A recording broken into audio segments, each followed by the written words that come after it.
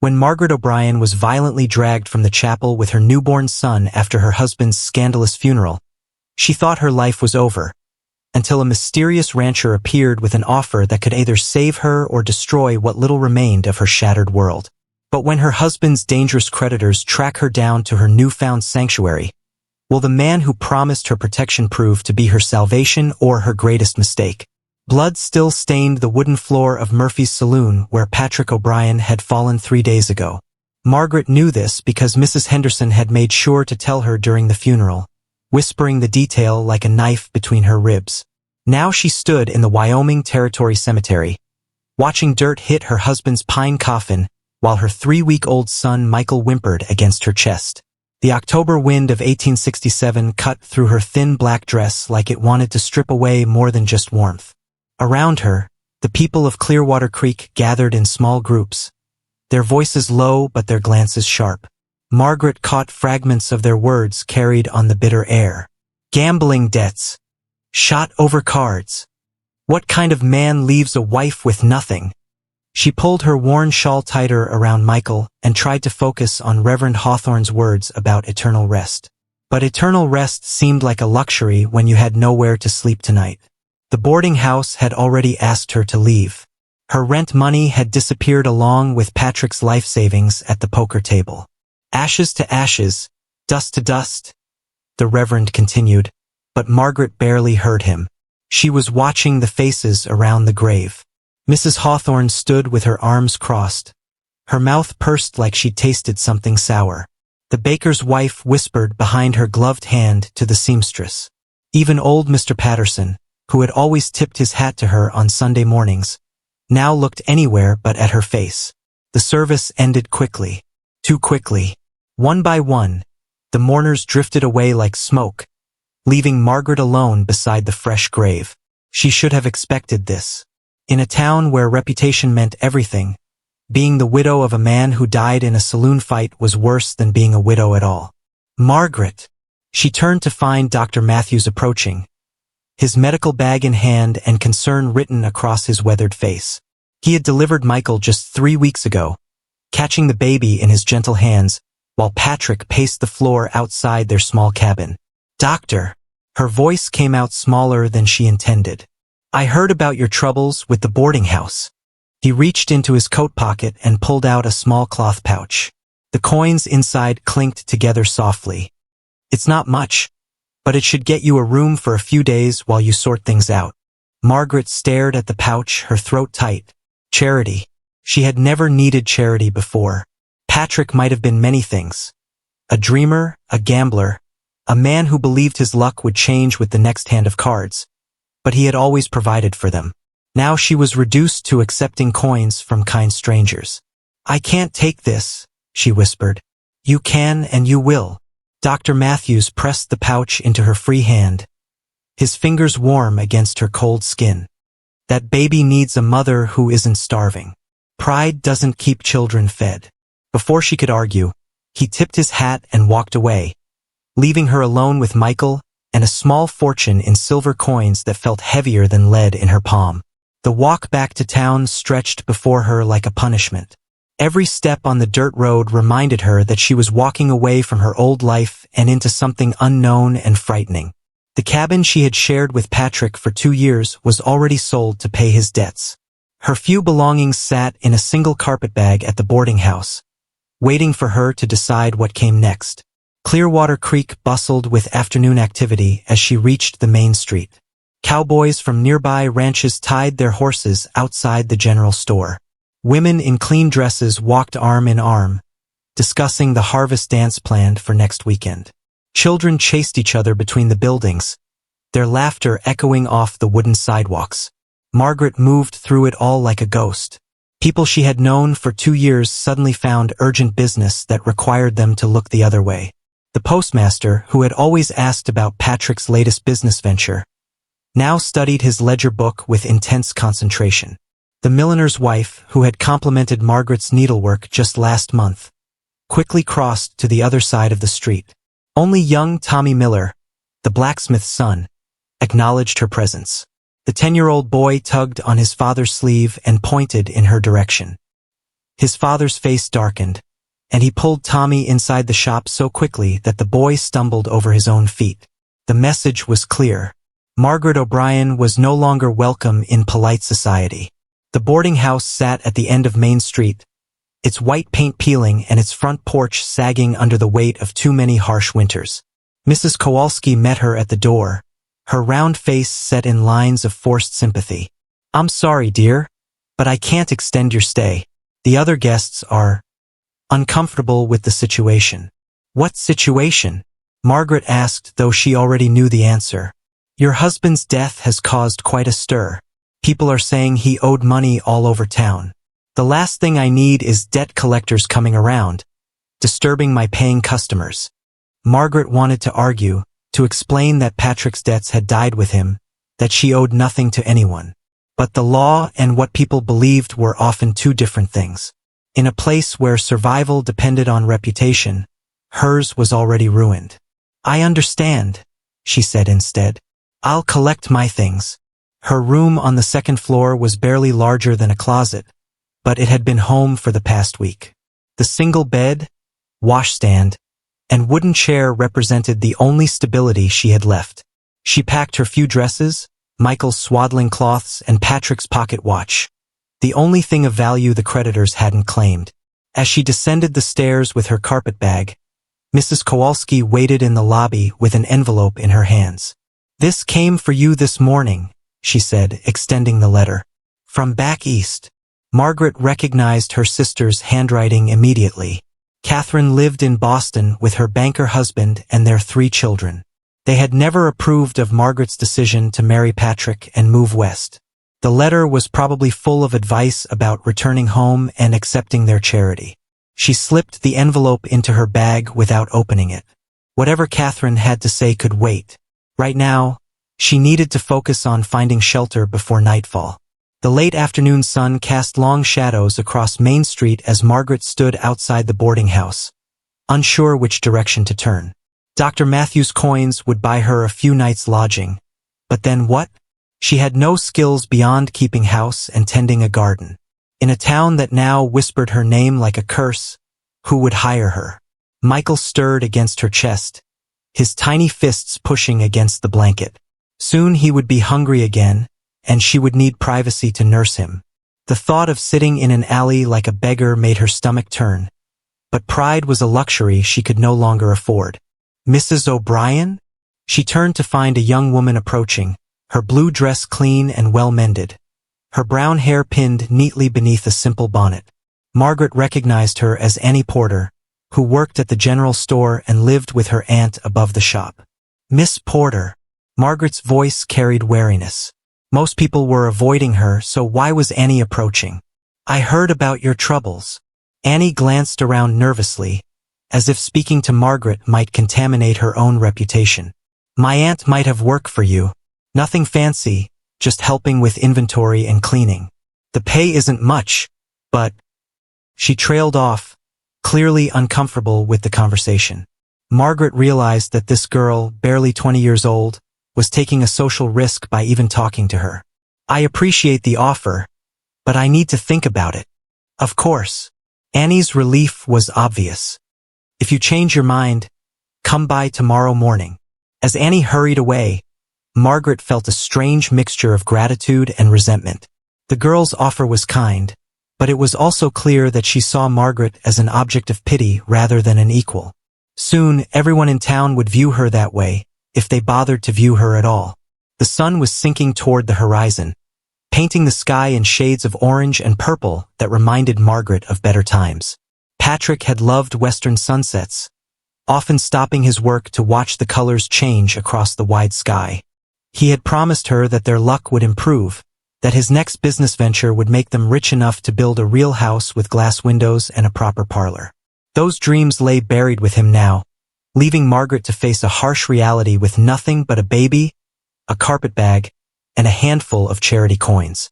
The chapel doors stood open to catch the morning breeze, but Margaret felt no welcome in their shadow. She had walked the dusty streets of Clearwater Creek for 2 hours, searching for somewhere to rest and nurse Michael, before finally deciding to seek sanctuary in the place where she and Patrick had married just 2 years ago. The wooden pews sat empty in the early light, their surfaces worn smooth by countless Sunday services. Stained glass windows cast colored patterns on the floor, blues and reds and golds that had once seemed beautiful but now felt cold as winter ice.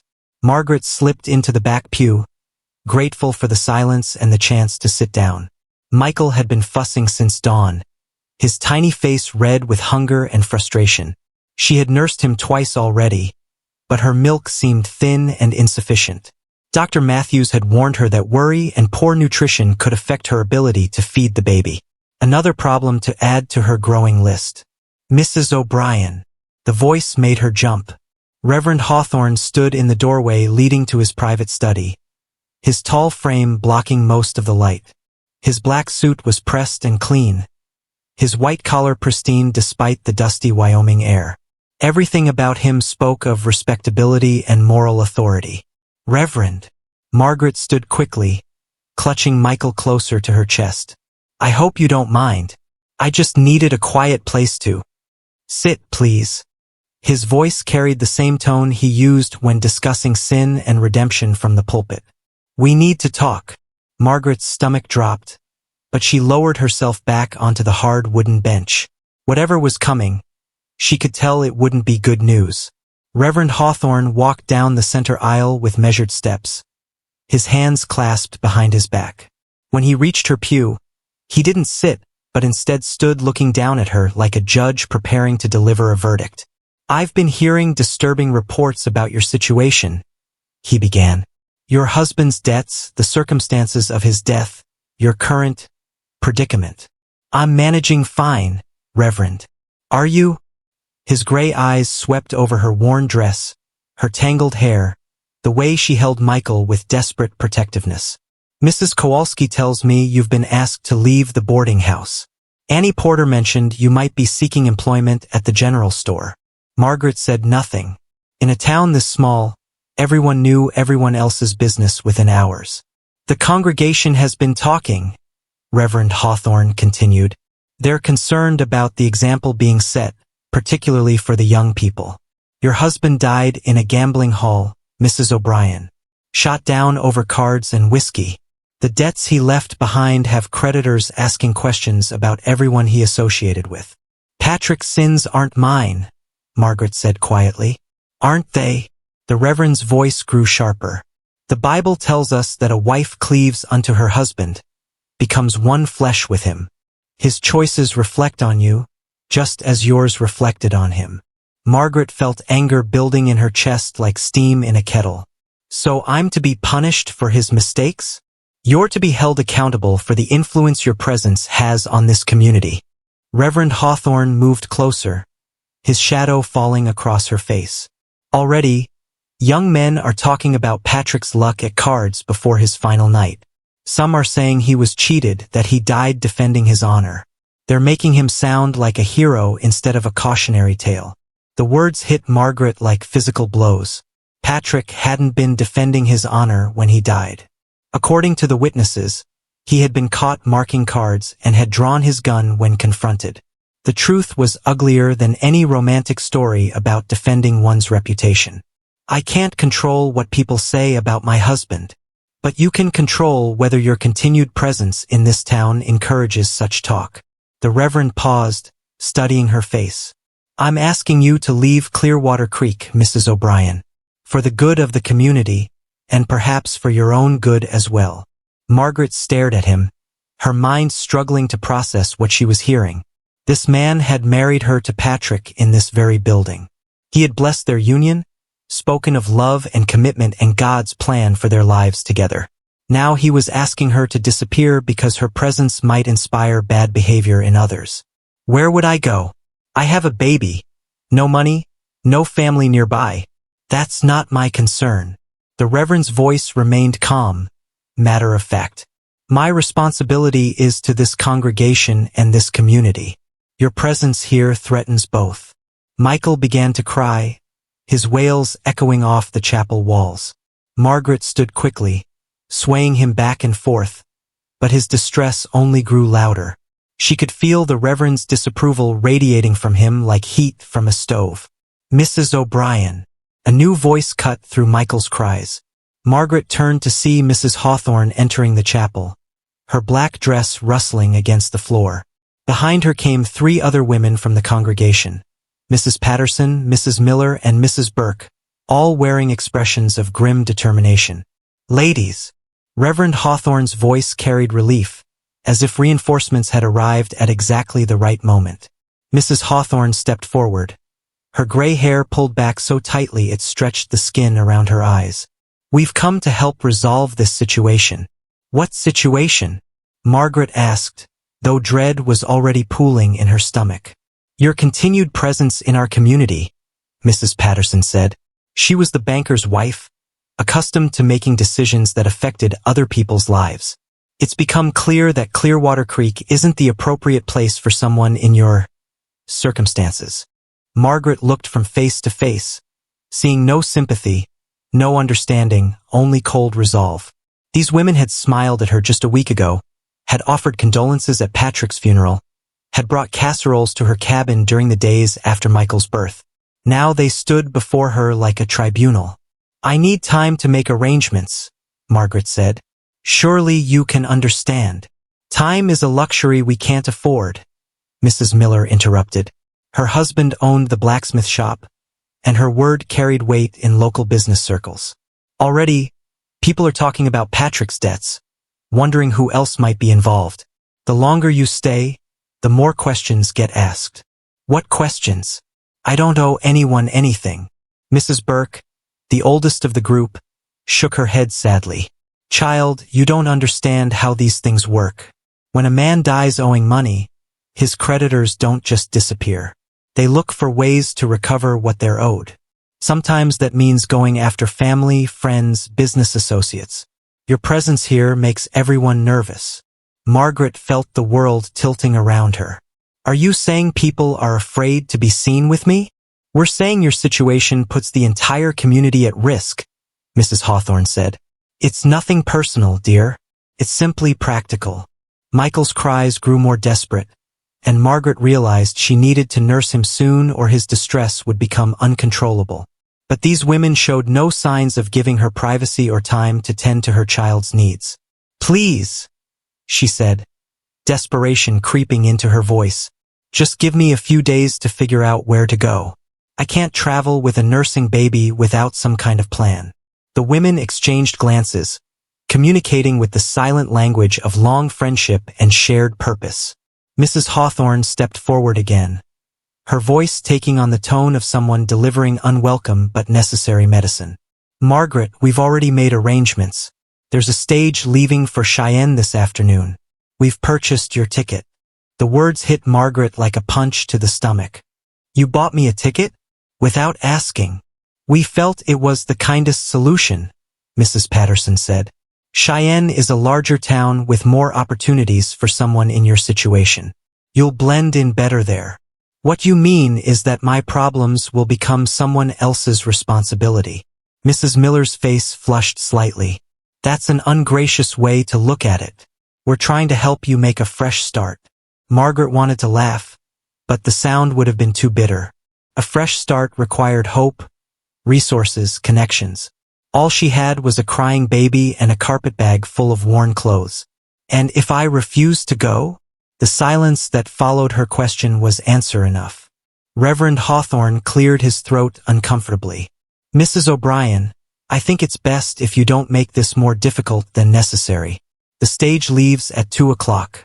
That gives you time to collect your belongings and say any goodbyes you feel are appropriate. Michael's cries reached a crescendo, and Margaret could no longer ignore his needs. She needed to find somewhere private to nurse him, needed to think, needed to figure out how to survive the next few hours, let alone the next few days. I need to tend to my baby. Of course. Mrs. Hawthorne's voice softened slightly, the first hint of maternal instinct breaking through her social calculation. But remember, dear, the stage won't wait. As Margaret turned to leave the chapel, she caught sight of the stained glass windows again. The colored light seemed dimmer now, less beautiful, more like bruises painted on glass. This building had once represented hope and new beginnings. Now it felt like the place where her last connections to community and belonging had been severed. Outside, the morning sun was climbing higher, burning away the cool air and promising another hot October day. Margaret walked quickly toward the alley behind the general store, seeking shade and privacy. Michael's cries had attracted attention from passers-by, and she could feel their curious stares following her movement. In the narrow space between buildings, she finally found the solitude she needed. Michael latched on immediately, his desperate hunger making her wince. As he nursed, Margaret tried to organize her thoughts, to make some kind of plan for the impossible situation facing her. Cheyenne was 3 days' journey by stage.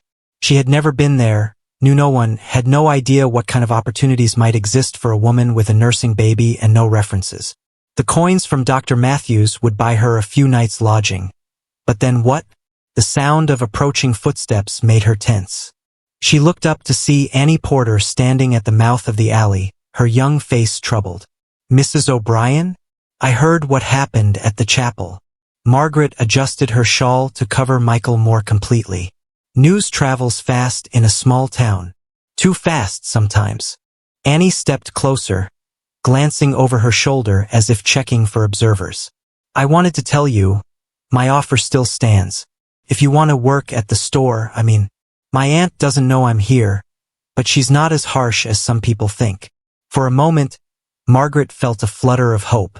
Then reality crashed back down on her. "The Reverend and his wife have already bought me a stage ticket to Cheyenne. They expect me to be on it this afternoon." Annie's face fell. "They can't force you to leave, can't they?"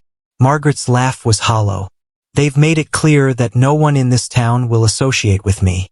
Without work, without friends, without even the church's support, how long do you think I'd last?" The younger woman had no answer for that.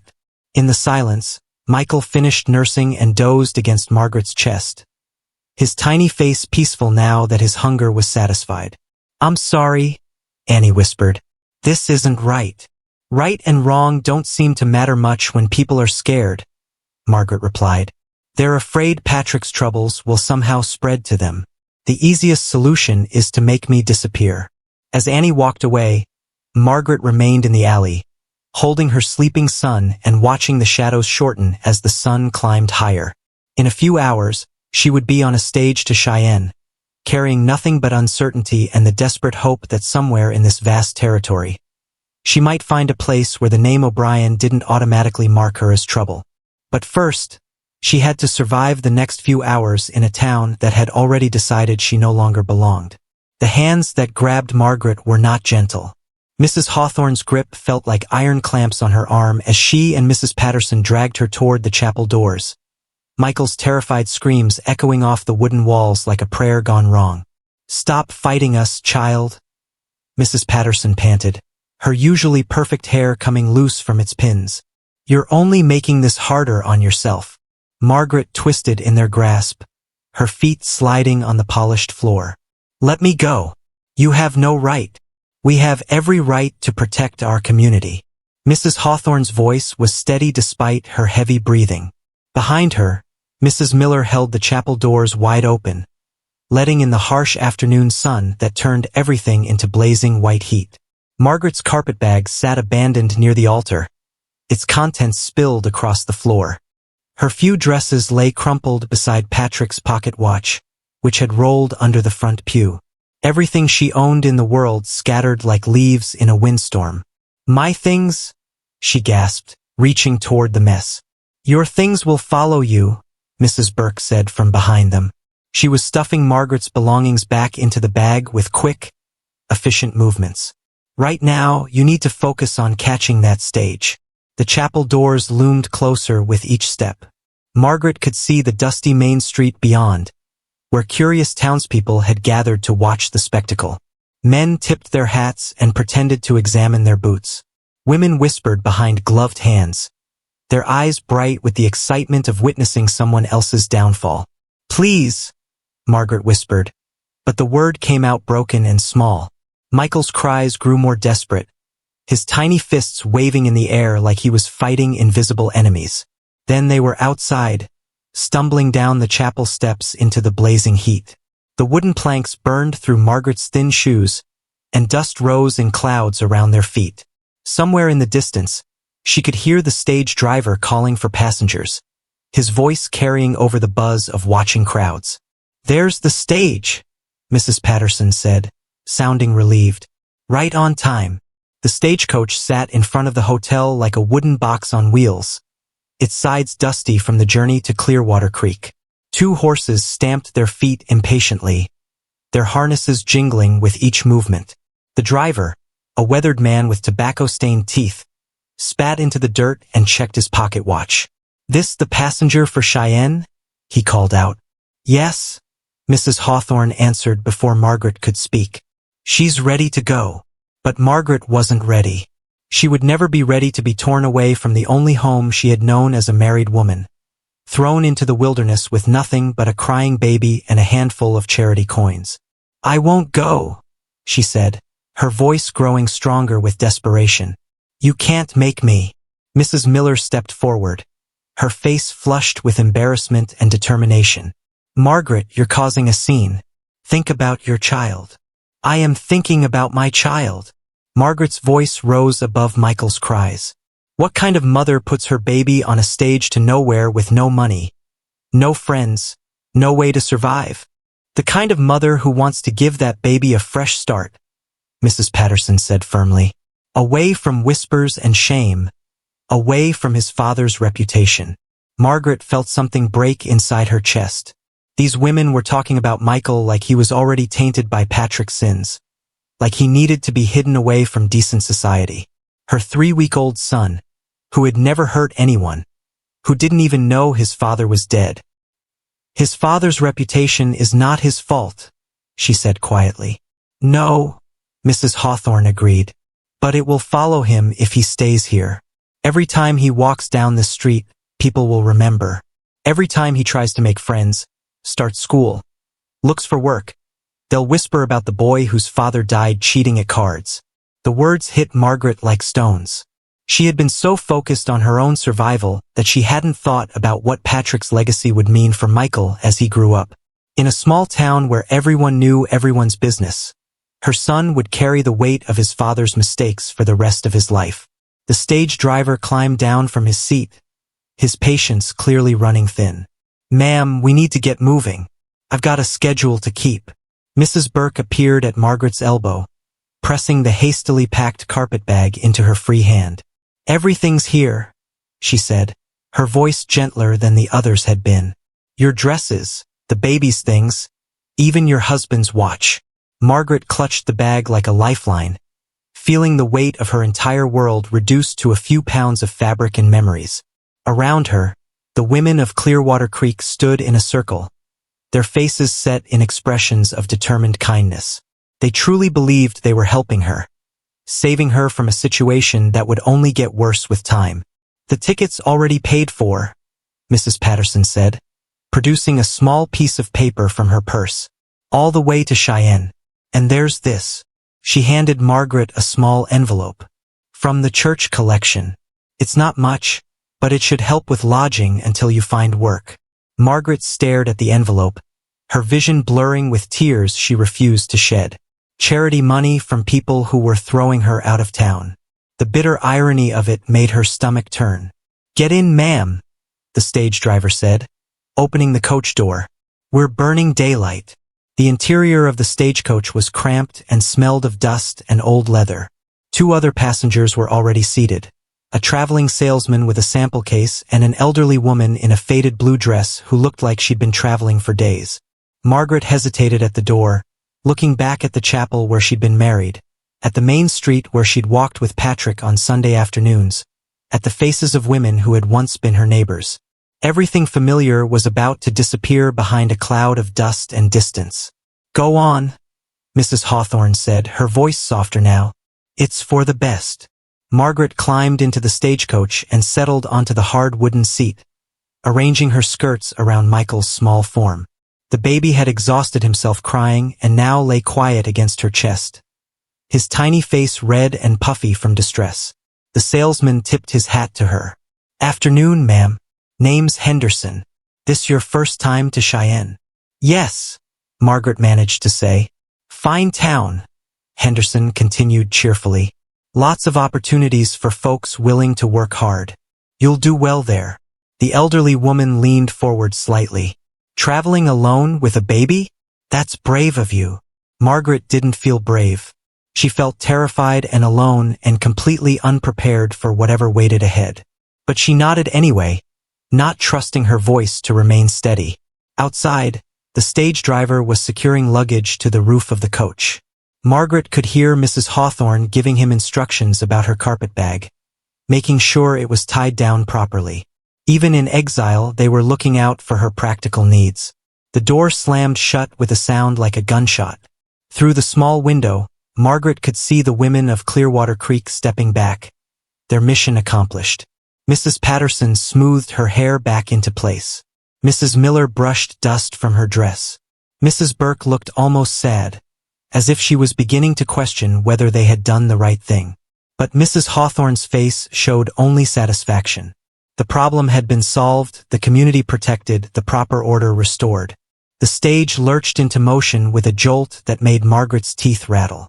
The horses' hooves beat against the packed earth of Main Street, and wheels creaked in rhythm with their pace. Through the window, Margaret watched Clearwater Creek slide past like a scene from someone else's life. There was the general store where she had bought flour and coffee just a week ago. There was the hotel where she and Patrick had eaten Sunday dinner on special occasions. There was the doctor's office where Michael had been born, where Dr. Matthews had caught him in his gentle hands and proclaimed him perfect and healthy. All of it falling away like pages torn from a book. The elderly woman across from her was studying Margaret with kind but curious eyes. Forgive me for asking, but you look like you're running from something. Or someone. Margaret's laugh came out harsh and bitter. I'm running from my husband's reputation. He died owing money to the wrong people, and his debts are chasing me. Ah, the woman nodded with understanding. I've seen that before. Creditors can be persistent, especially when they think family members might have hidden assets. I don't have any hidden assets. I barely have enough money for a week's lodging. Henderson leaned forward with interest. What kind of work did your husband do? Maybe I know someone in Cheyenne who could help you get started. He was a businessman, Margaret said carefully.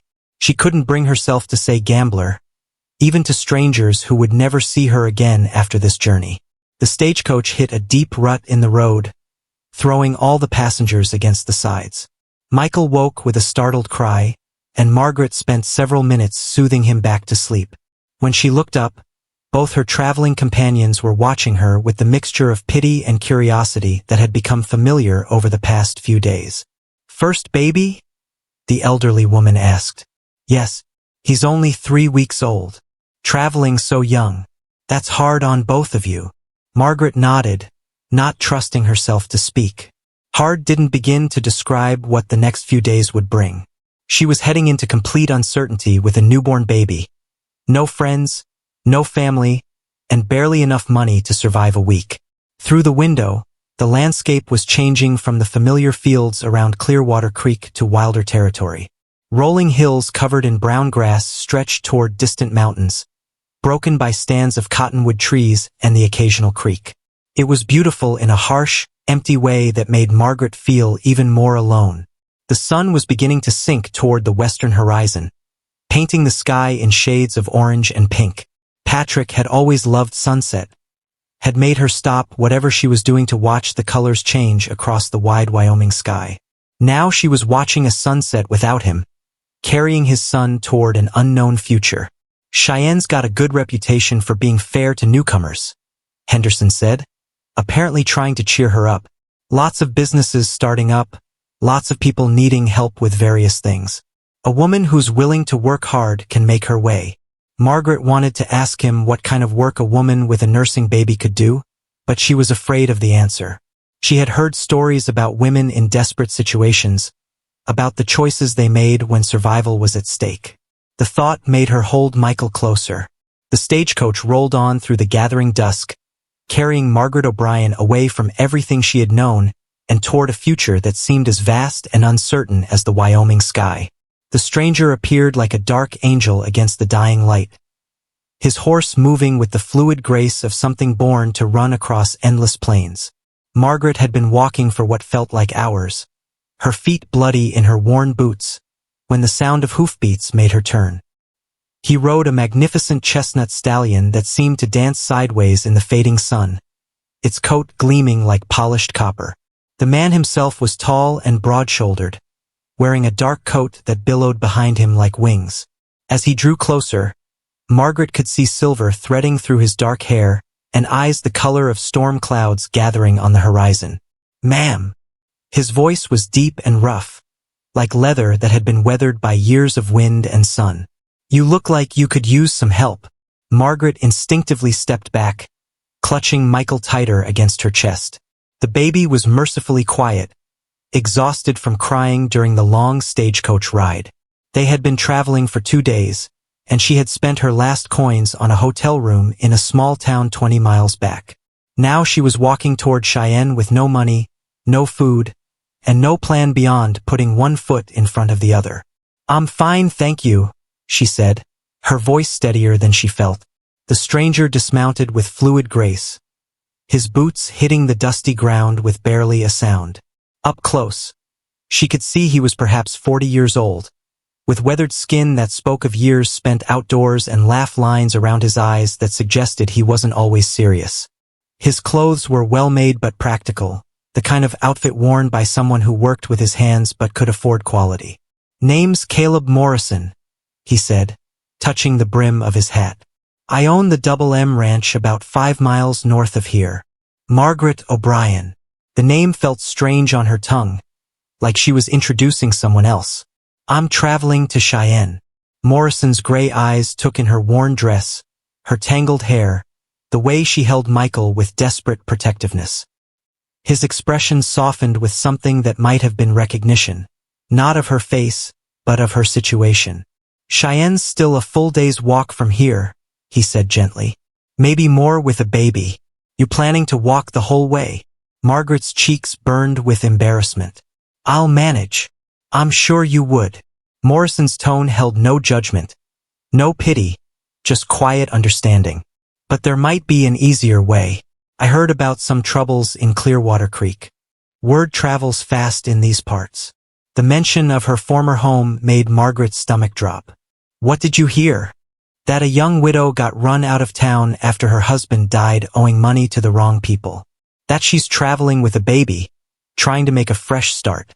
Morrison paused, studying her face. "That she might be the kind of person who'd work hard for a fair chance." Margaret stared at him, her mind racing. Was this some kind of trap? Men didn't usually offer help to desperate women without expecting something in return. She had heard enough stories about what happened to women who trusted the wrong stranger on a lonely road. "What kind of work?" she asked carefully. "I've got a 7-year-old daughter who needs looking after. Lucy's been without a mother for 3 years now, and I'm running out of ways to manage a ranch and raise a child at the same time." Morrison's voice grew quieter. "The last housekeeper quit after 2 weeks. Said Lucy was too difficult to handle." Margaret felt a flicker of curiosity despite her caution. "What makes her difficult?" Morrison was quiet for a long moment, his gaze distant. "She doesn't talk much. Hasn't since her mother died.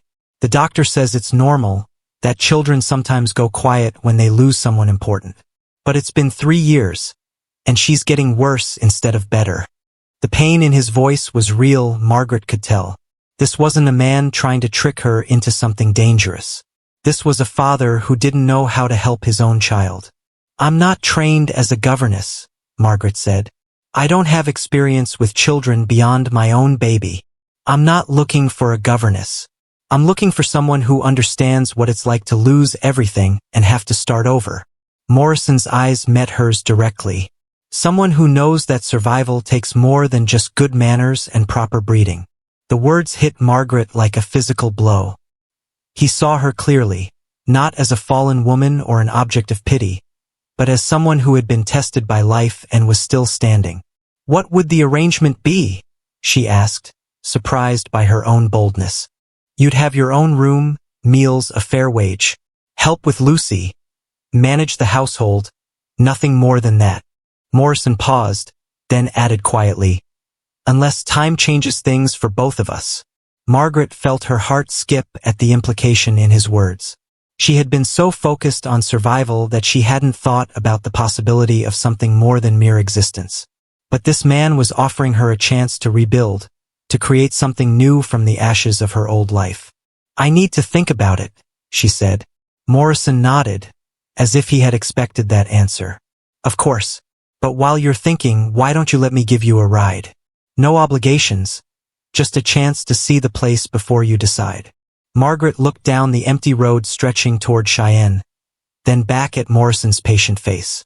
The sun was setting, and she had nowhere to sleep, no money for food, no plan beyond walking until she collapsed from exhaustion. All right, she said finally, but just to look. Morrison smiled for the first time since introducing himself, and the expression transformed his entire face. The stern lines around his mouth softened, and his storm-gray eyes crinkled with genuine warmth. Just to look, he agreed. He helped her up onto his horse with surprising gentleness, his hands steady and respectful as he made sure she was secure in the saddle.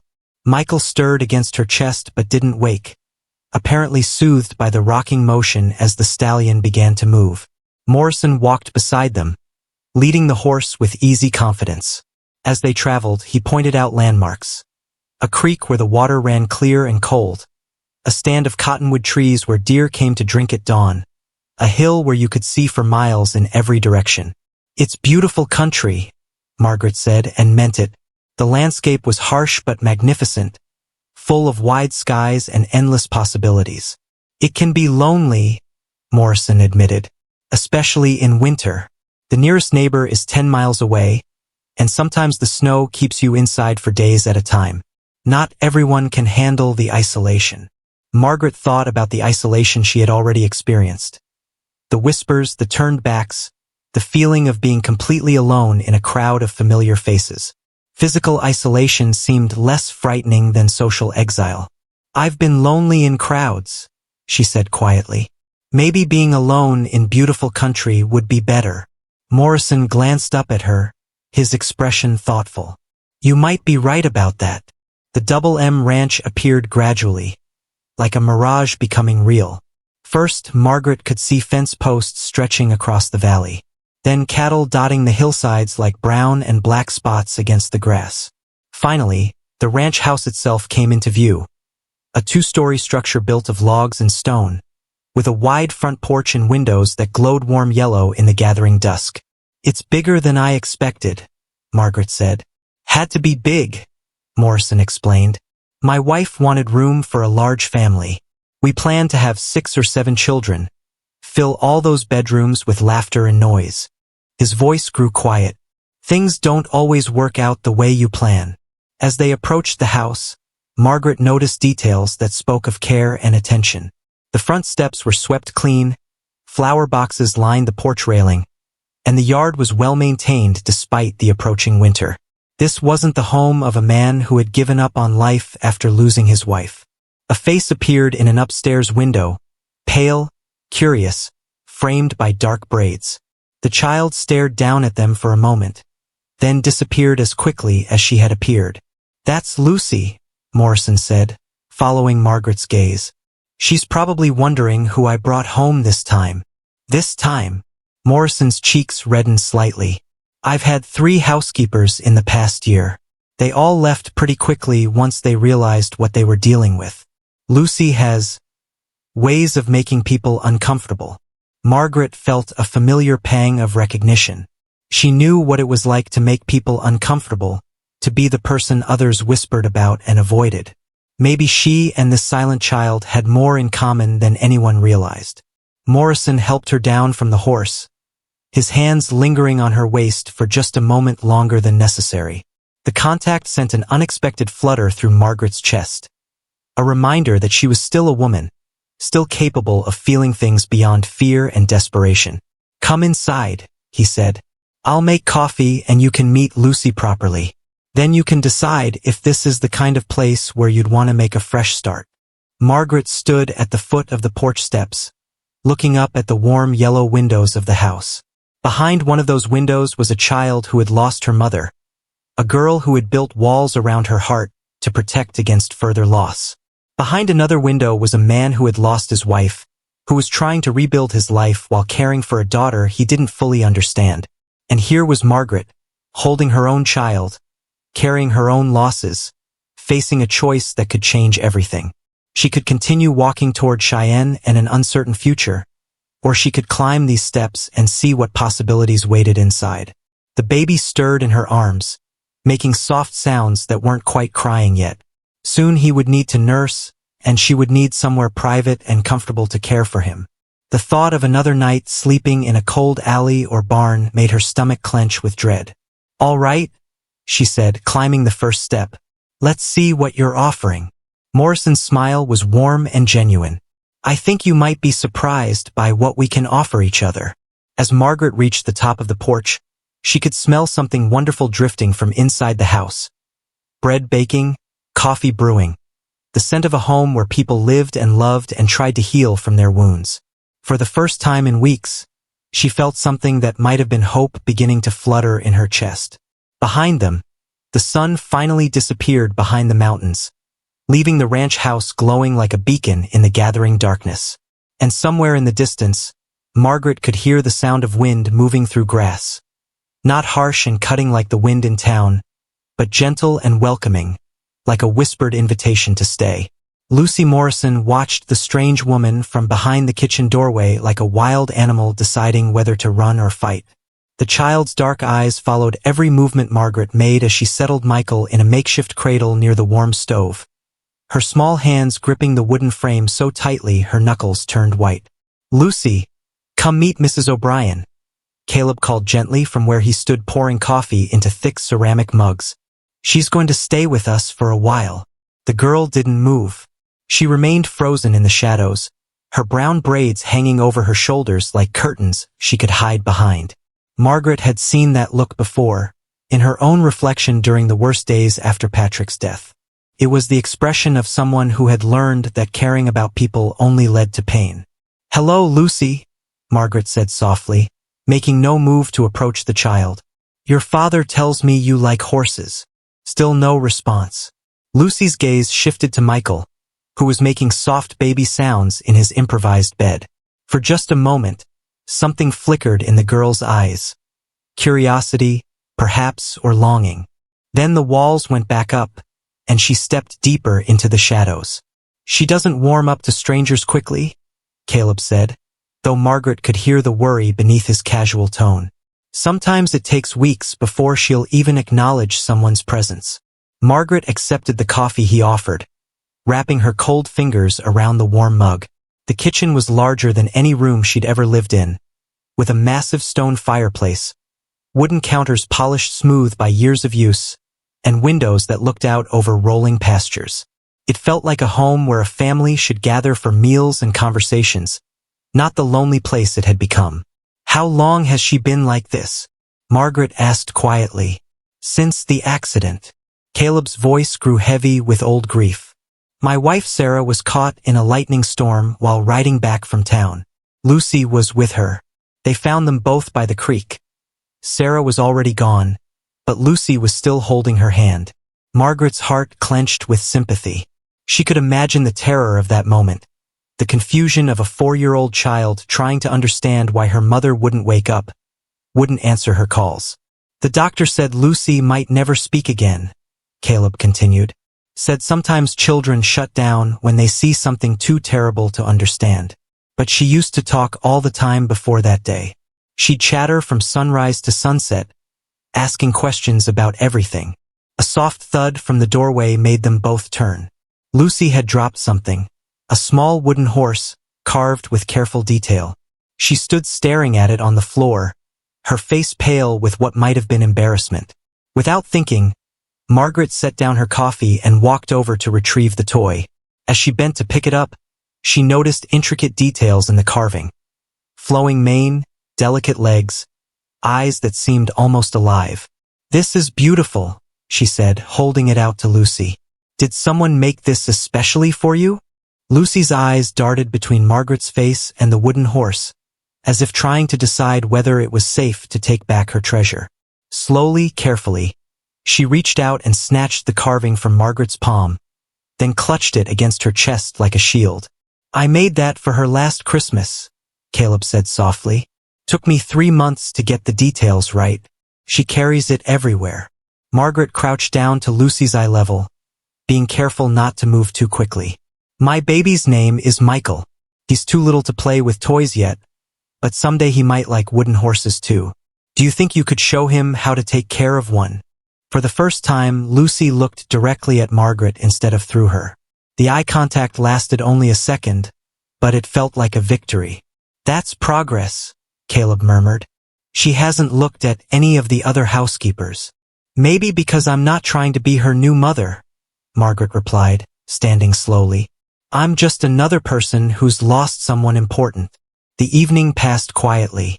Caleb showed Margaret to a small room on the second floor, clean and comfortable, with a window overlooking the front pasture and a wooden cradle that he'd hurriedly brought down from the attic. The furniture was simple but well-made, and someone had left fresh linens on the bed along with a pitcher of clean water for washing. This was going to be the nursery, Caleb explained, his voice carefully neutral.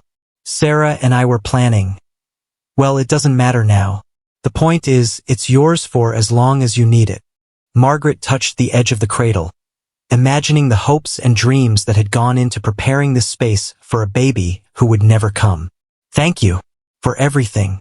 I know you're taking a risk, bringing strangers into your home. We're all taking risks, Caleb said. Sometimes that's the only way to find something better than what you've lost. After he left, Margaret settled Michael for the night and stood at the window looking out over the ranch. The moon was nearly full, casting silver light across the pastures where cattle grazed peacefully. In the distance, she could see the outline of mountains against the star-filled sky. It was beautiful in a way that made her chest ache with unnamed longing. A soft sound from the hallway made her turn. Through the crack under her door, she could see a thin line of lamplight, as if someone was standing just outside. Margaret waited, barely breathing, until she heard the whisper of bare feet moving away across wooden floors. Lucy had been checking on them, making sure the strangers in her house weren't going to disappear in the night like her mother had. The next morning brought new challenges. Margaret woke to the sound of Michael crying and realized she'd slept deeper than she had in weeks. The bed was comfortable, the room warm, and for the first time since Patrick's death, she'd felt safe enough to truly rest. She dressed quickly and made her way downstairs, expecting to find Caleb already gone about his morning ranch work. Instead, she found him in the kitchen, standing over a pan of eggs that were burning while he tried to bounce a fussing baby. I thought you might need to sleep, he said, looking harried and slightly desperate. But he's been crying for 10 minutes, and I don't know what to do with babies. Margaret took Michael with a grateful smile, settling into a chair to nurse him while Caleb rescued what remained of breakfast. The domestic scene felt strange and wonderful, like playing house, but with real consequences and genuine need underlying the simple actions. Lucy's outside, Caleb said, scraping charred eggs onto plates. She goes out to the barn first thing every morning to check on her pony. It's part of her routine. Routine is important when your world has been turned upside down, Margaret observed. It helps you feel like some things will stay the same. Through the kitchen window, she could see a small figure moving around the barn with purposeful efficiency. Lucy appeared to be talking to someone, or something, though from this distance Margaret couldn't tell what. She talks to the animals, Caleb said, following her gaze. Horses, cats, even the chickens. They're the only ones who get to hear her voice anymore. Margaret felt a familiar tug of recognition. Animals didn't judge or abandon you when times got hard. They didn't whisper about your husband's debts or decide you were a bad influence on their community. They simply accepted you as you were. Maybe I could help with the barn chores, she suggested. If Lucy doesn't mind sharing her space. Caleb's expression lightened with hope. She might like that. She's been doing all the animal care by herself since the last housekeeper left. It's a lot of work for someone so young. After breakfast, Margaret approached the barn with careful steps, Michael sleeping peacefully in her arms. The building was larger than it had appeared from the house, with stalls for 6 horses, space for storing hay and equipment, and a loft overhead where barn cats dozed in the morning sun. Lucy was brushing a small black and white pony, her movements gentle but efficient. The animal stood quietly, clearly accustomed to the child's care. As Margaret drew closer, she could hear Lucy murmuring softly to the pony. Not quite words, but something close to conversation. "He's beautiful," Margaret said quietly. Lucy's hands stilled on the brush, and for a moment Margaret thought the girl might run. Instead, Lucy continued her work, though her movements became more careful, more deliberate. "What's his name?" Margaret tried again. This time, Lucy glanced over her shoulder.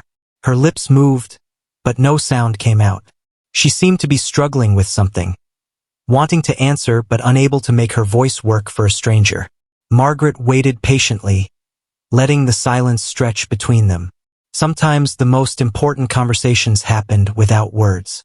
Finally, Lucy reached into her pocket and pulled out a piece of paper. On it, written in careful childish letters, was a single word: Pepper.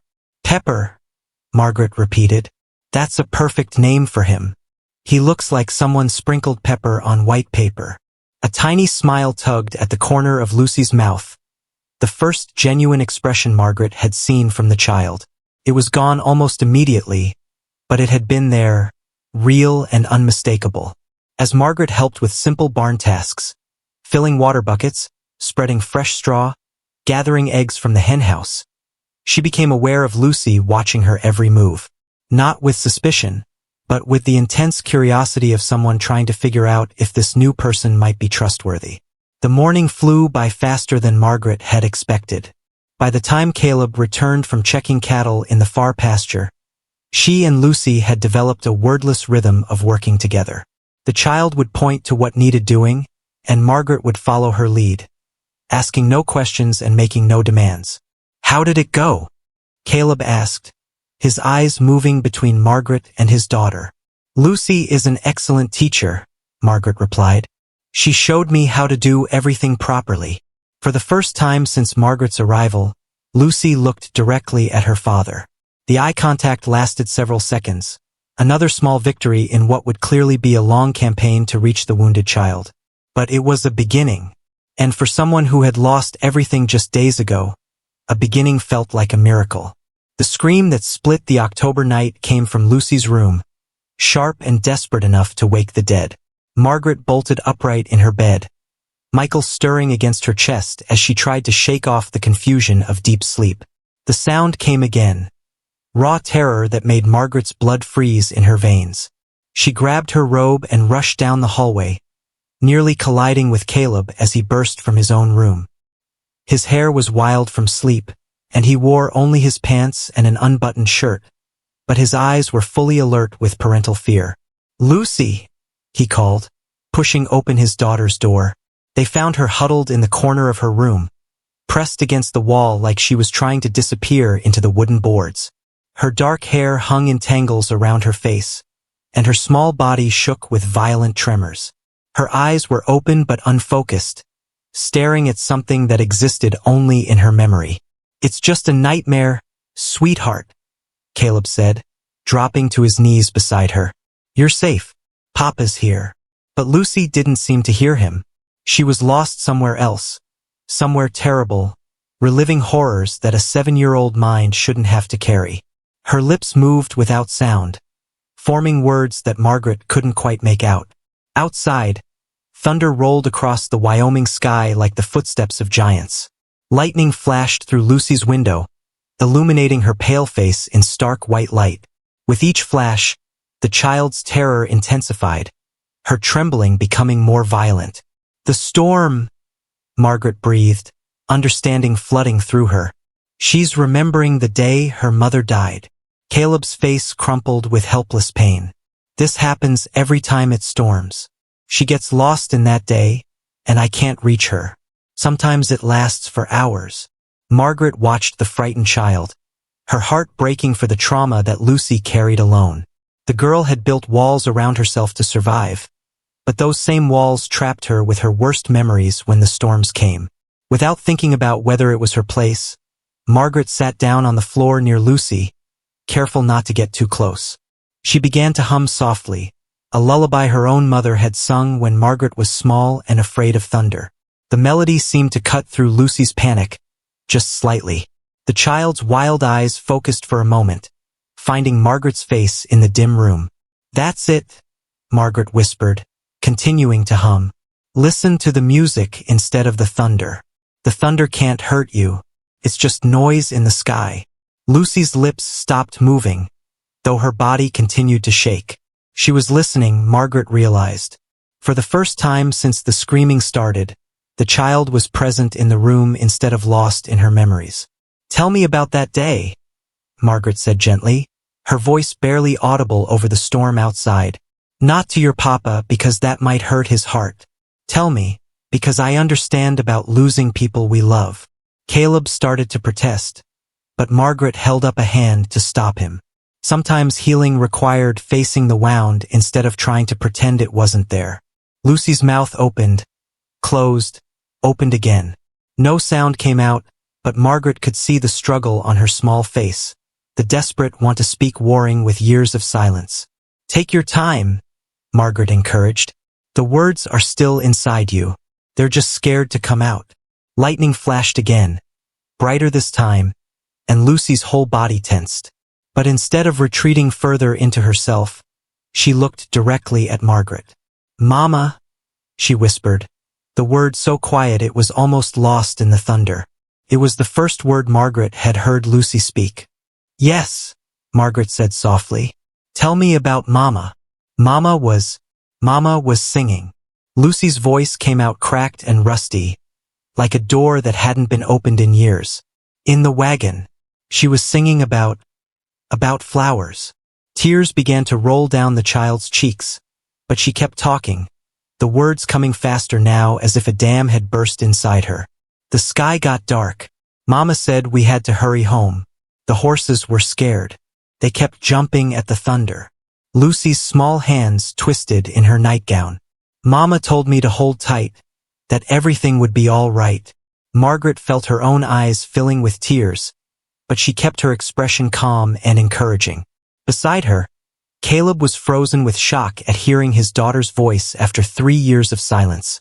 "But the lightning came," Lucy continued, her voice growing stronger with each word.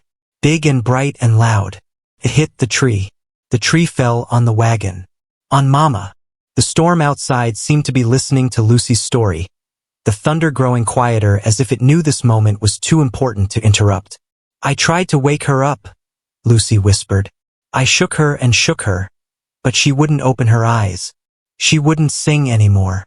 Margaret reached out slowly, offering her hand. After a moment's hesitation, Lucy took it, her small fingers gripping tight like she was afraid Margaret might disappear too. "That must have been very scary," Margaret said. "Being alone with Mama when she couldn't wake up." "I thought it was my fault," Lucy admitted, the words tumbling out now like water through a broken dam. "I thought the storm came because I was bad, because I complained about going to town, because I didn't want to visit Mrs. Peterson's house." "Oh, sweetheart," Caleb finally spoke, his voice thick with emotion. "The storm wasn't your fault. None of it was your fault." Lucy turned to look at her father, seeing him clearly for the first time in years. "I thought if I stopped talking, maybe the storms would stop coming. Maybe Mama would come back if I was quiet enough." Margaret felt her heart breaking for this child who had been carrying such a terrible burden alone. "Lucy, storms come whether we talk or stay quiet. They're part of nature, not punishment for anything you did or didn't do." "But Mama's not coming back," Lucy said, the words coming out flat and final. "No," Margaret agreed gently. "She's not. But that doesn't mean she's gone from everywhere. She's still in your heart, in your memories, in the songs she taught you." Lucy considered this, her young mind working through concepts that were difficult even for adults to understand. Outside, the storm was beginning to move away, the thunder growing more distant. "Do you still miss your husband?" Lucy asked suddenly. The question caught Margaret off guard, but she answered honestly. "Yes, I do. But missing someone and being afraid of storms are different things. I can miss Patrick and still be happy about other things, like meeting you and your papa." "The other ladies who came here were scared of me," Lucy said. "They said I was strange because I didn't talk." "Some people are afraid of things they don't understand," Margaret replied.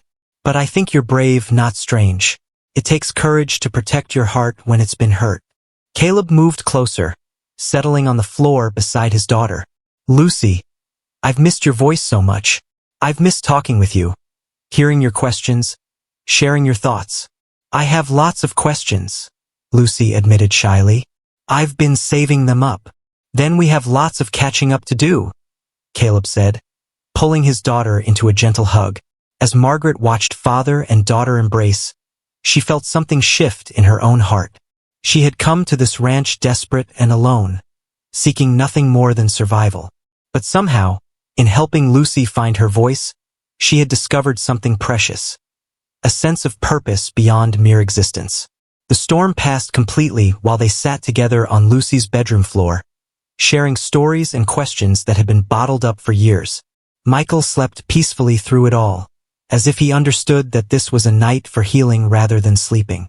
As dawn began to brighten the windows, Lucy yawned and leaned against her father's shoulder. "Papa, will Mrs. O'Brien stay with us? Not like the other ladies who left." Caleb's eyes met Margaret's over his daughter's head, and in them she saw a question that had nothing to do with housekeeping arrangements. "That depends," he said quietly. "Would you like her to stay?" Lucy nodded against his chest. "She's not afraid of storms, and she understands about missing people." Margaret felt tears prick her eyes again, but these were different tears, warmer, softer, full of possibility rather than grief. "I'd like to stay," she said. "If you'll have me." "We'll have you," Caleb said, and in his voice she heard promises that extended far beyond their original arrangement. As they helped Lucy back into her bed, the child caught Margaret's hand one more time. "Mrs. O'Brien, will you teach me that song? The one you were humming?" "Of course," Margaret said. "And you can teach me the songs your mama used to sing." Lucy smiled, the first real, unguarded smile Margaret had seen from her. "I'd like that." Later, as Margaret settled back into her own bed with Michael, she looked out at the clearing sky and felt something she hadn't experienced in months. Hope for the future. Not just survival, but the possibility of building something new and beautiful from the pieces of their broken lives. The storm had passed, and in its wake, it had left 3 wounded souls a little more whole than they had been before. 3 riders appeared on the horizon like vultures circling carrion, their dark shapes cutting harsh lines against the morning sky. Margaret was hanging laundry on the line behind the house when she spotted them, her hands freezing on the wet sheet as dread pooled in her stomach like ice water. She knew, without seeing their faces or hearing their voices, that these men had come looking for her. "Lucy," she called softly to where the child was feeding chickens nearby. "Go inside and find your father. Tell him we have visitors coming." Lucy looked up from scattering grain, her dark eyes immediately alert to the tension in Margaret's voice. The past 3 weeks had brought remarkable changes to the girl. She spoke freely now, laughed often, and had even started asking Margaret to braid her hair each morning. But some instincts from her silent years remained sharp, including the ability to sense danger. Without question, Lucy dropped the grain bucket and ran toward the barn where Caleb was shoeing horses. Margaret watched her go, then turned back to study the approaching riders with growing unease. The man in the center rode a fine black gelding and wore clothes that marked him as someone with money and authority. His 2 companions looked like hired muscle, the kind of men who solved problems with their fists or worse. As they drew closer, Margaret could see the calculating look in the leader's eyes, the way his gaze swept over the ranch buildings as if he were cataloging their value. James Blackwood. She recognized him now from Patrick's descriptions, though her dead husband had always made him sound more reasonable than the cold-eyed man approaching the Double M Ranch. "Mrs. Margaret O'Brien," Blackwood called out as he reined in his horse 20 feet from where she stood.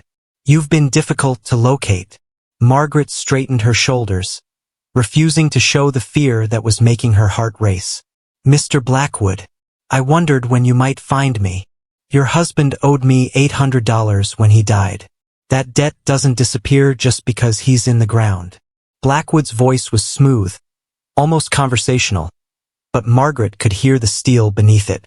Patrick's debts died with him. I have no legal obligation to pay what he owed. Blackwood's smile was cold as winter wind. Legal obligation and moral obligation are different things, Mrs. O'Brien. Your husband took my money across a poker table, then tried to cheat me out of more. When I caught him marking cards, he drew his gun. I was simply defending myself. The casual way he admitted to killing Patrick made Margaret's blood freeze. She had known her husband died in a gunfight over cards, but hearing it described so matter-of-factly by the man who pulled the trigger brought the reality crashing home with fresh force. Self-defense, she managed to say. The witnesses agreed. But that doesn't change the fact that your husband's debts remain unpaid. I'm a reasonable man, Mrs. O'Brien. I don't expect you to have $800 in cash. But everyone has something of value they can offer. One of Blackwood's men shifted in his saddle, his hand resting casually on his gun belt. The message was clear. They weren't planning to leave empty-handed. I have nothing of value, Margaret said firmly. Patrick left me with debts, not assets. Oh, but you do have something valuable, Blackwood replied, his eyes moving deliberately over the ranch buildings, the well-maintained fences, the obvious prosperity of the Double M. You have a very comfortable situation here, a wealthy rancher, a child who needs mothering, a home that provides security and status. Margaret's stomach dropped as she realized where this conversation was heading. Blackwood wasn't just here for money. He was here to destroy the new life she was building. What do you want? She asked. I want what's owed to me. Since you can't pay in cash, perhaps we can arrange another form of payment. This rancher you're living with, Morrison, isn't it? He seems quite fond of you. Fond enough to pay off a dead man's debts to keep his new housekeeper. Before Margaret could respond, Caleb's voice cut through the morning air like a whip crack. You're on my land without permission. He strode across the yard with Lucy close behind him, his rifle held casually but ready. Margaret had never seen him look dangerous before, but there was something in his posture now that spoke of a man who had faced violence and wasn't afraid to meet it again. Mr. Morrison, Blackwood said pleasantly, as if they were meeting at a church social. I'm James Blackwood. I'm here on a matter of business with Mrs. O'Brien. Any business concerning Mrs. O'Brien concerns me, Caleb replied, positioning himself between Blackwood and Margaret. State your business quickly, then leave my property. Mrs. O'Brien's late husband owed me a considerable sum of money. I'm here to collect. Her husband's debts died with him. She owes you nothing. Blackwood's pleasant expression didn't change, but something cold flickered in his eyes. Perhaps, but debt has a way of following families, especially when they're trying to build new lives on borrowed respectability. Margaret felt heat rise in her cheeks at the implication, but Caleb's voice remained steady. Mrs. O'Brien is under my protection. Her past is her own business, and her future is secure here. If you have a legal claim, present it to Judge Harrison in Cheyenne. If you don't, I suggest you leave before I decide you're trespassing with intent to cause trouble. I'm not here to cause trouble, Mr. Morrison. I'm here to offer a solution that benefits everyone. Blackwood leaned forward in his saddle, his voice taking on a persuasive tone. $800 is a substantial sum, but not impossible for a man of your obvious means. Pay what the widow owes, and I'll disappear from your lives permanently. And if I refuse? Blackwood's smile turned predatory. Then Mrs. O'Brien's past might become public knowledge. Small communities like Clearwater Creek talk, Word spreads about gambling debts, suspicious deaths, women who attach themselves to wealthy men for protection. Your reputation, your daughter's future, your standing in the community. All could be affected by association with the wrong kind of person. Margaret felt the world tilting around her. This was exactly what she had feared. that her past would follow her and poison everything she touched. The people of Clearwater Creek had cast her out to protect themselves from her husband's reputation. Now that same reputation threatened to destroy Caleb and Lucy as well. "You're threatening my family?" Caleb said quietly, and Margaret heard something deadly in his voice. "I'm offering you a business proposition. Pay the debt, and everyone's reputation remains intact. Refuse, and Mrs. O'Brien's story becomes common knowledge throughout the territory. Gambling debts, desperate circumstances, convenient arrangements with wealthy ranchers. People draw their own conclusions about such things." Lucy stepped closer to Margaret, instinctively sensing the threat even if she didn't fully understand it. The child's small hand slipped into Margaret's, offering comfort and seeking it at the same time. "How long do I have to consider your offer?" Caleb asked. "I'm a patient man, but my patience has limits. Shall we say 1 week? That should give you time to arrange your finances and decide whether Mrs. O'Brien's company is worth $800. Margaret wanted to speak, to tell Caleb he didn't owe her anything, that she would leave before she let Blackwood destroy his life. But something in his stance warned her to stay silent, to let him handle this confrontation his own way. 1 week, Caleb agreed. "Then I want you off my land permanently, regardless of my decision." "Of course." Blackwood touched his hat brim in a mockery of polite farewell. "It's been a pleasure meeting you, Mr. Morrison. I hope we can resolve this matter to everyone's satisfaction." The 3 riders turned and rode away at an unhurried pace, leaving behind them the smell of dust and the bitter taste of threat. Margaret watched them disappear over the horizon, her mind racing with possibilities and fears. "Papa!" Lucy's voice was small and worried. "Are the bad men going to take Mrs. O'Brien away?" Caleb knelt down to his daughter's level, his expression gentle despite the hard lines around his eyes. "No one is taking Mrs. O'Brien anywhere she doesn't want to go. I promise you that." But Margaret could see the weight of Blackwood's threat settling on Caleb's shoulders like a heavy burden. $800 was a fortune, enough to buy several good horses or pay ranch hands for an entire season. It was also exactly the kind of payment that would mark him as someone who could be pressured into more demands later. "Caleb," she began, but he held up a hand to stop her. "Not now.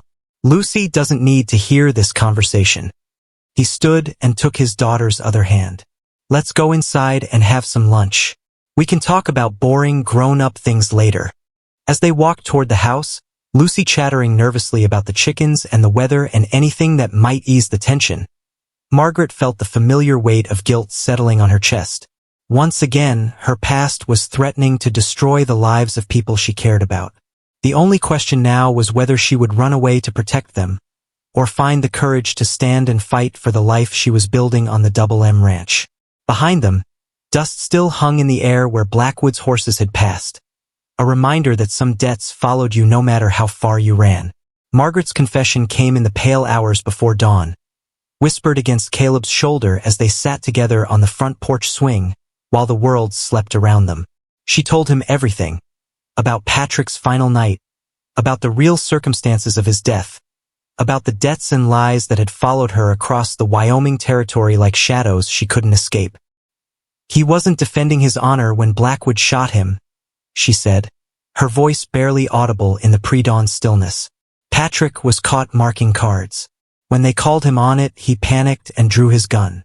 Blackwood was faster." Caleb's arm tightened around her shoulders, but he didn't pull away. "Why didn't you tell me this before?" "Because I was afraid you'd send me away, like everyone else did." Margaret's laugh came out hollow and bitter. "The righteous widow is one thing. The cheater's wife is something else entirely. You think I judge you for your husband's choices?" Margaret lifted her head to look at him in the dim light. "Wouldn't you? Your wife died trying to get home to you in a storm. Mine died cheating at cards in a saloon. There's a difference." "Yes, there is." Caleb's voice was quiet but firm. "Sarah died in an accident. Patrick died making bad choices. But neither of those things changes who you are or what you mean to this family." The words hit Margaret like a physical blow. Not painful, but shocking in their complete acceptance.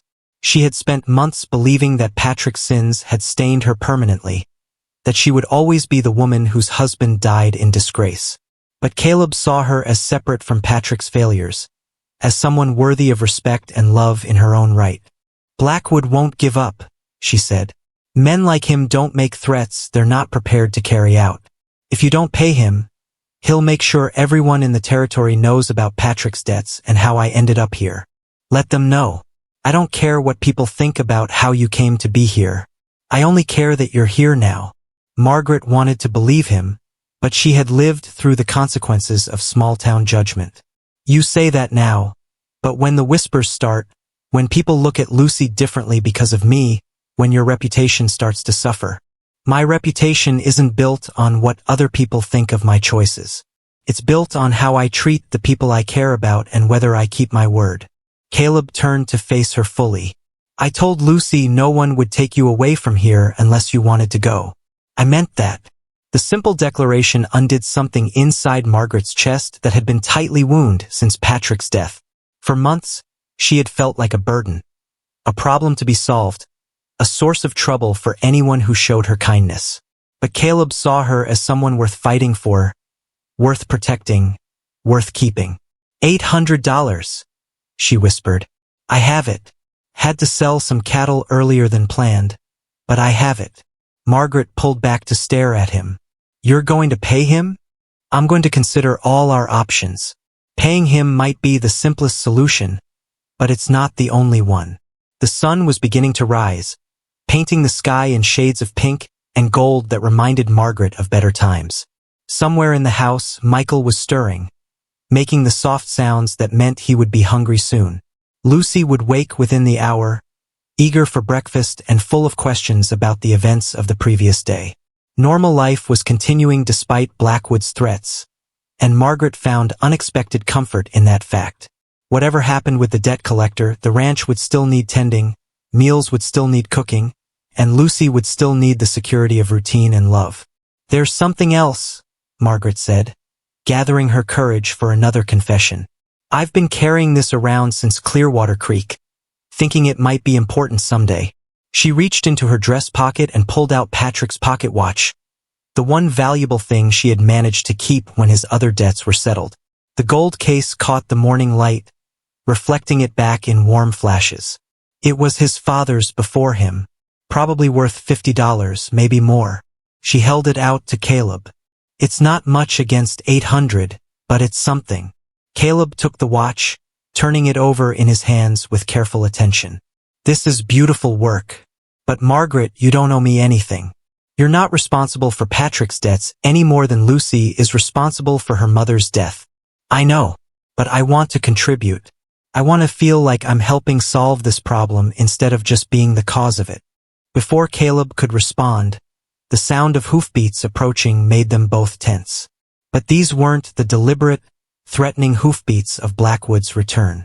This was a single rider moving fast, and as the horse and rider came into view, Margaret recognized Dr. Matthews from Clearwater Creek. "Dr. Matthews?" she called out, rising from the porch swing. "What brings you out here so early?" The elderly doctor reined in his horse, his weathered face showing the strain of hard riding. "Mrs. O'Brien, Mr. Morrison, I apologize for the early hour, but I have news that couldn't wait." Margaret felt her stomach drop. News that brought people riding before dawn was rarely good news. "What's happened?" Caleb asked, stepping forward. "It's about James Blackwood. He's been arrested in Cheyenne on charges of fraud and extortion. Seems he's been running this same scheme on several families throughout the territory, claiming debts from dead men, threatening to ruin reputations unless he's paid." Margaret stared at the doctor, hardly daring to believe what she was hearing. "Arrested? 3 days ago, the judge issued warrants based on complaints from 5 different families. Turns out Blackwood never had legal claim to most of the debts he was collecting. He was targeting widows and desperate people, counting on their fear to make them pay rather than fight." Relief flooded through Margaret like warm honey, followed immediately by anger at having been manipulated so skillfully. So Patrick's debt may not have been real at all. Even if it was, Blackwood had no legal right to pursue it after your husband's death. The man's a fraud, Mrs. O'Brien. A clever one, but a fraud nonetheless. Caleb's hand found Margaret's, squeezing gently. How did the law finally catch up with him? One of his victims was smarter than he expected. Mrs. Catherine Winters in Laramie lost her husband to cholera and had Blackwood come calling about supposed gambling debts. Instead of paying, she went to the territorial judge with her story. Turns out her husband had never gambled a day in his life. Margaret felt laughter bubbling up in her chest. Not bitter laughter this time, but genuine relief and joy. So he can't hurt us anymore? He'll be in prison for a long time, I'd guess. Fraud, extortion, threatening behavior. The charges are serious. Dr. Matthews smiled for the first time since his arrival. I thought you'd want to know right away. Figured you might have been losing sleep over his threats. We were, Caleb admitted. Thank you for riding out to tell us. As Dr. Matthews prepared to leave, he turned back to Margaret with a thoughtful expression. You know, there's been talk in Clearwater Creek since you left. Some folks are beginning to think maybe the way you were treated wasn't entirely fair. Margaret felt her eyebrows rise in surprise. Oh, Annie Porter's been speaking up for you. Says you were judged too harshly for your husband's mistakes. Even Reverend Hawthorne has been asking questions about Christian charity and whether the congregation acted in the proper spirit. The idea that her former community might be reconsidering their treatment of her felt strange and distant. The woman who had been cast out of Clearwater Creek seemed like someone from another life. Someone weaker and more desperate than the person she had become at the Double M Ranch. That's kind of them, she said diplomatically. But I've found a home here now. Dr. Matthews nodded approvingly. Sometimes being forced to leave a place leads you to where you were meant to be all along. After he left, Margaret and Caleb stood together on the porch, watching the sun climb higher into a sky that seemed clearer and more beautiful than it had just an hour before. The threat that had hung over them was gone, dissolved like morning mist in sunlight. So what happens now? Margaret asked. Now we have breakfast. Lucy will wake up soon, and she'll want to know why Dr. Matthews was here so early. Caleb turned to face her, his expression serious despite the good news. And then we talk about the future, about what you want, what I want, what might be possible for all of us. Margaret felt her heart skip at the implications in his voice. The future, not just survival, not just getting through each day, but actually planning for something better. The possibility seemed too wonderful to trust, but she was learning to believe in good things again. I want to stay, she said simply, for as long as you'll have me. Caleb's smile was like sunrise breaking over the mountains. Then we'll make it official. Soon. Inside the house, Michael's cry announced that the day was beginning in earnest. Lucy's voice called out, asking about the visitor, full of curiosity and the cheerful energy of a child who felt safe and loved. Margaret looked at Patrick's pocket watch, still gleaming in Caleb's hand, and made a decision. Keep it, she said. Not as payment for anything, but as a gift. Something to mark the day when our future started. As they walked into the house together, Margaret realized that for the first time in her adult life, she was truly free.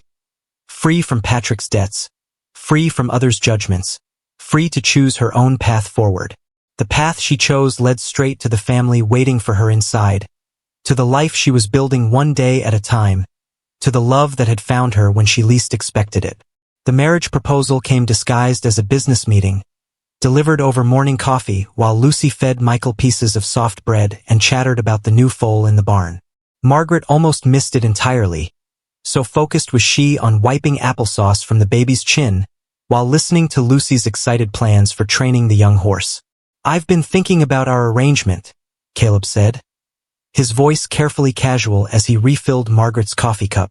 About making it more permanent. Margaret's hand stilled on the washcloth, her attention suddenly sharp despite the domestic chaos around them. More permanent how? Lucy looked up from where she was making faces at Michael, her dark eyes bright with curiosity. At 8 years old now, her birthday had passed quietly the week before.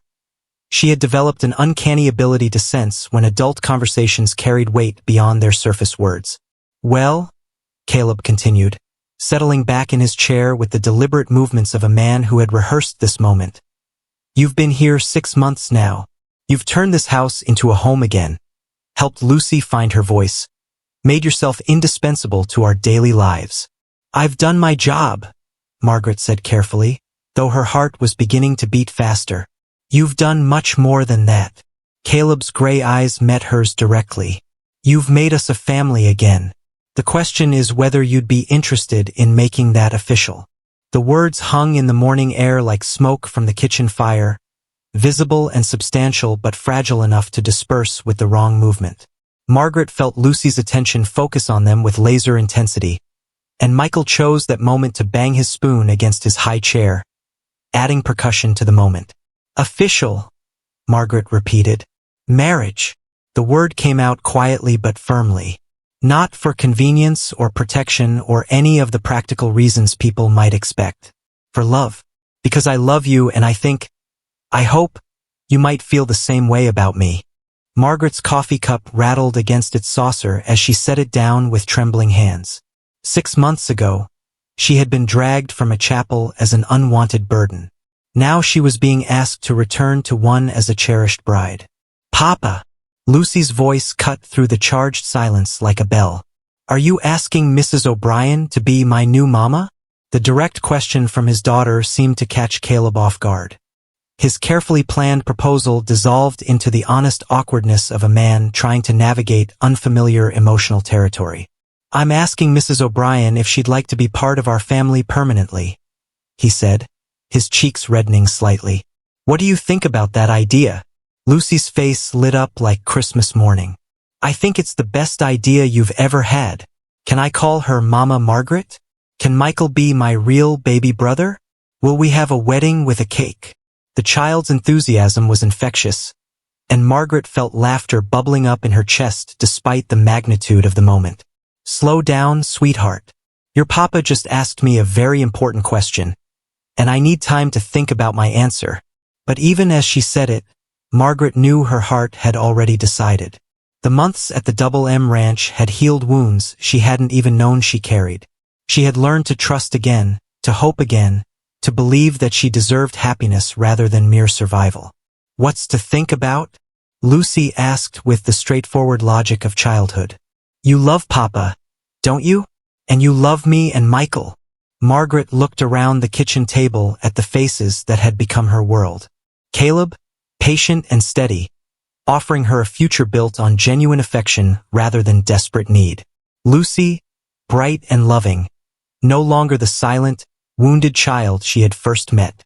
Michael, growing stronger every day, reaching for toys and babbling contentedly in his high chair. Yes, she said softly. I do love all of you. Then say yes.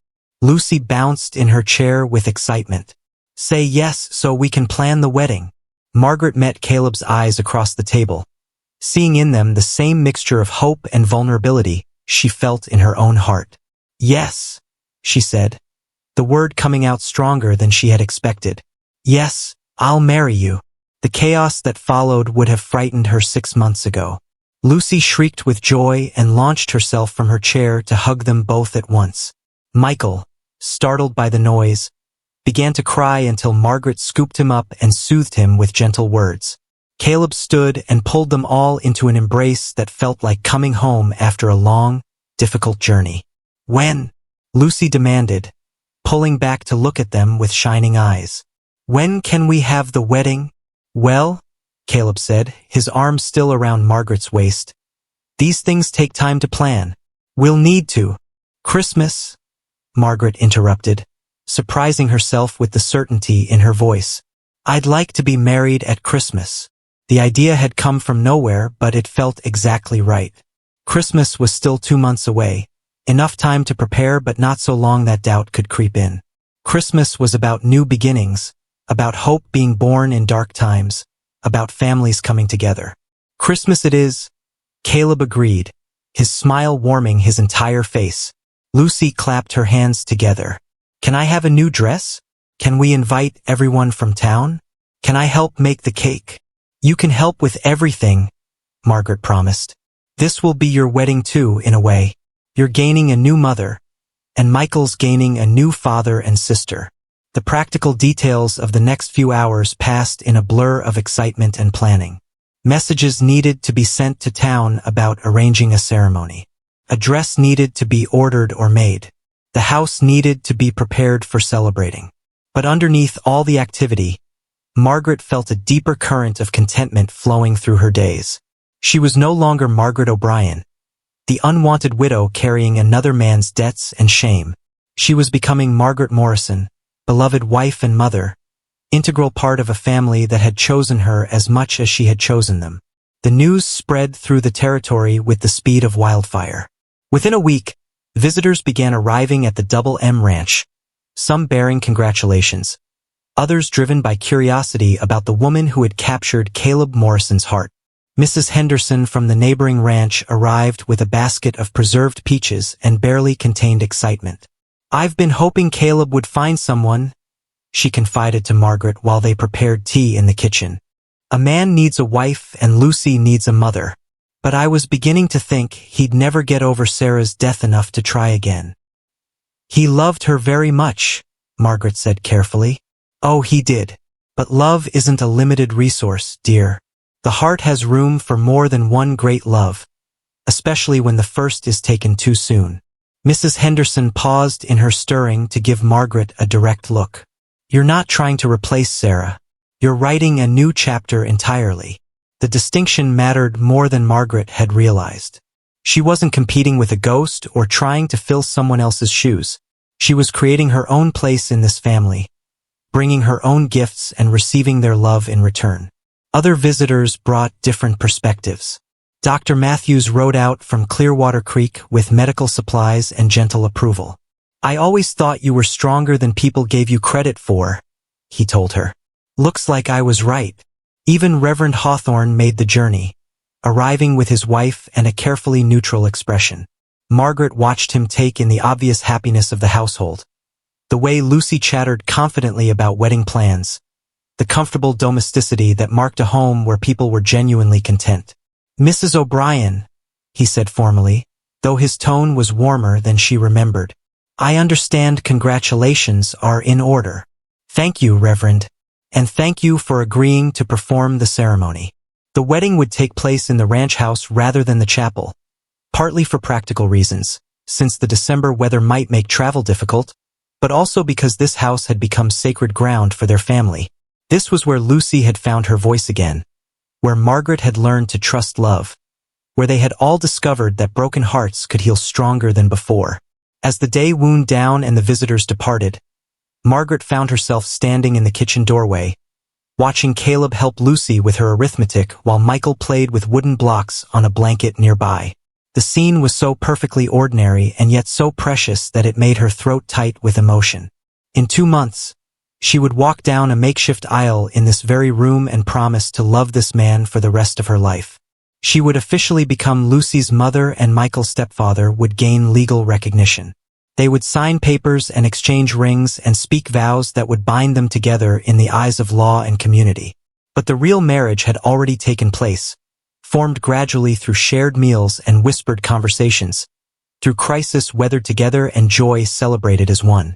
The ceremony would simply acknowledge what had already grown between them, a love built on mutual respect, shared responsibility, and the daily choice to care for each other's hearts. "Mrs. O'Brien?" Lucy's voice broke into her reverie.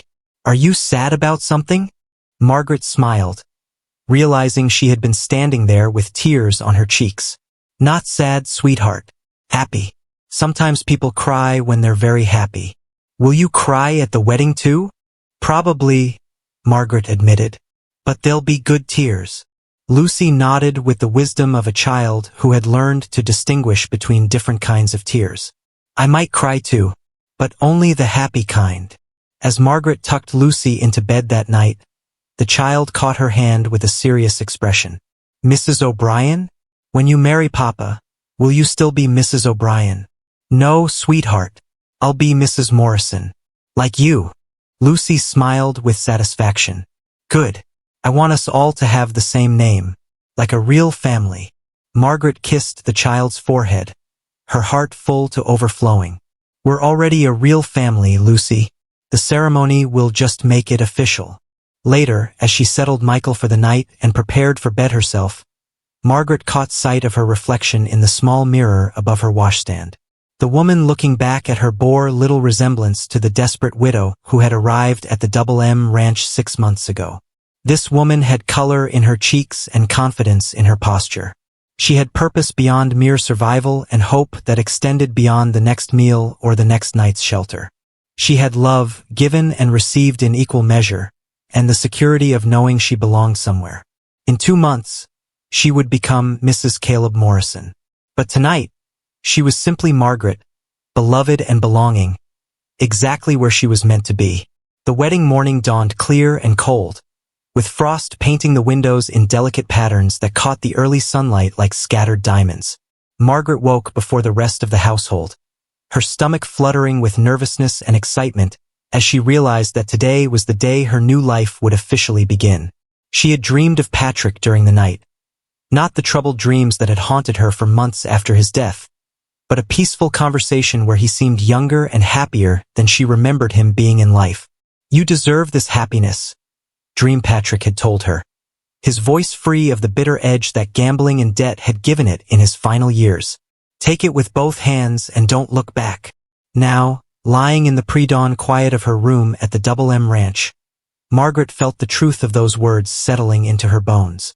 Today she would stop being Patrick O'Brien's widow and become Caleb Morrison's wife. Not because she was running from her past, but because she was choosing her future. A soft knock at her door interrupted her thoughts. "Mrs. O'Brien?" Lucy's whispered voice carried barely controlled excitement. "Are you awake? It's your wedding day." Margaret smiled, wrapping her robe around herself as she opened the door to find Lucy practically vibrating with anticipation. The child wore her best dress, deep blue wool that brought out the color of her eyes, and her dark hair was already braided with ribbons. "Did you sleep at all last night?" Margaret asked, pulling Lucy into a hug. "A little bit, but I kept thinking about all the people coming today and the cake and how pretty you're going to look in your dress." Lucy pulled back to study Margaret's face. "Are you nervous?" "A little," Margaret admitted, "but it's good nervous, like being excited and scared at the same time." Lucy nodded with understanding. "Like when I started talking again. I wanted to, but I was scared the words wouldn't come out right." The comparison made Margaret's heart squeeze with love for this wise, wonderful child who would officially become her daughter in just a few hours. Exactly like that. They made their way downstairs to find Caleb already up, tending to the fire and preparing coffee with the careful movements of a man trying to keep busy. He looked up as they entered the kitchen, his face brightening at the sight of them. "Good morning, ladies. Ready for the big day?"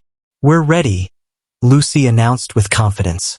"Mrs. O'Brien's nervous but excited, and I'm going to help her get beautiful for the wedding." Caleb's eyes met Margaret's across the kitchen, and she saw her own mixture of anticipation and tenderness reflected there. "She's already beautiful," he said quietly, "but I'm sure she'll appreciate your help." The morning passed in a whirlwind of activity. Neighbors arrived early to help with preparations, transforming the main room of the house into something magical. Garlands of evergreen branches were draped along the mantelpiece and windows, filling the air with the scent of pine and winter. Candles were placed throughout the room, ready to be lit for the afternoon ceremony. Mrs. Henderson took charge of the kitchen, directing a small army of women who had brought dishes for the wedding feast. The dining table groaned under the weight of roasted chickens, fresh bread, preserved vegetables, and pies made with the last of the autumn apples. In the midst of all this activity, Margaret retreated to her room to prepare herself. Her wedding dress hung on the wardrobe door, simple but elegant cream-colored wool that she had sewn herself with Lucy's enthusiastic assistance. It wasn't the elaborate gown she had worn to marry Patrick, but it felt more truly hers.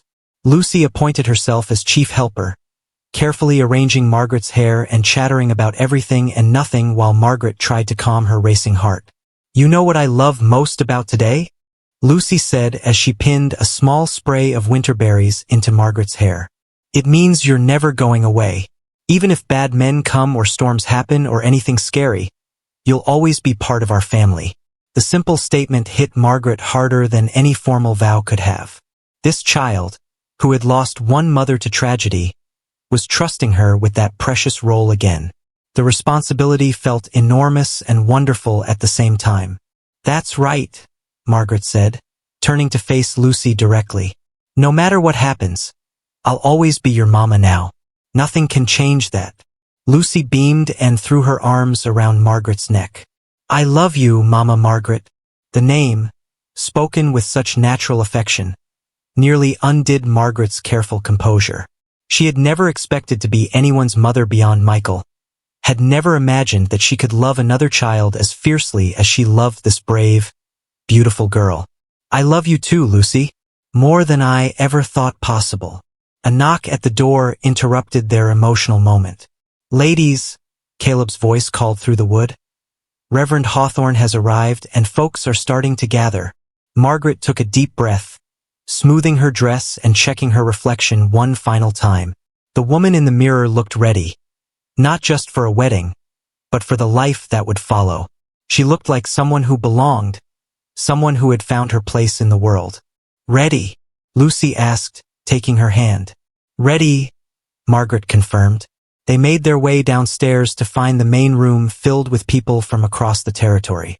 Neighbors she had come to know and respect over the past months smiled at her with genuine warmth. Even some faces from Clearwater Creek were present.